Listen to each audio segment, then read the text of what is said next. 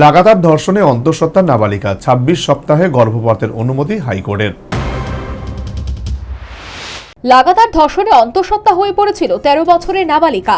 গর্ভাবস্থায় ২৬তম সপ্তাহে কিশোরীর গর্ভপাতের অনুমতি দিল উড়িষ্যা হাইকোর্ট।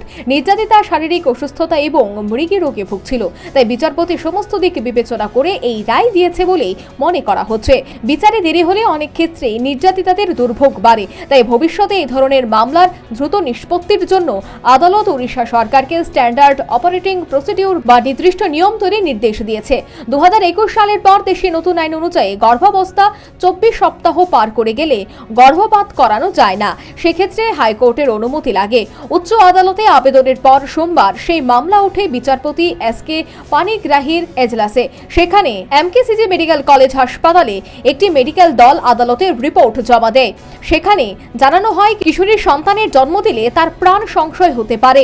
সবকিছু খতিয়ে দেখে গর্ভপাতের নির্দেশ দিয়েছে আদালত। বিচারপতি এস.কে পানিগ্রাহী বলেন, সব দিক দেখার পর আবেদনকারীর আর্জি বাতিল করার কোনো কারণ আদালত খুঁজে পায়নি। কিশোরীর গর্ভপাত নৈতিকভাবেও অপরিহার্য। পুলিশ সূত্রে জানা গিয়েছে, কিশোরীকে ভয় দেখিয়ে এক যুবক লাগাতার ধর্ষণ করে বলে অভিযোগ।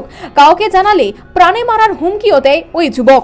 ঘটনাটি ঘটেছে গত বছরের আগস্ট মাস নাগাদ, তবে বিষয়টি সামনে আসে চলতি বছরের ফেব্রুয়ারি মাসে। কিশোরীর শারীরিক অবস্থার অবনতি হতে থাকলে তাকে হাসপাতালে নিয়ে যায় পরিবার। তখনই মেয়ে গর্ভবতী সে কথা জানতে পারে পরিবার। ততদিনে নাবালিকা ২৪ মাসের অন্তঃসত্ত্বা। এরপরই ১১ ফেব্রুয়ারি থানায় অভিযোগ জানায় পরিবার। তারপরে উড়িষ্যা হাইকোর্টে মেয়ের গর্ভপাতের আবেদন জানায় তার বাবা। অভিযুক্ত যুবক পলাতক। National bureau report, news vanguard.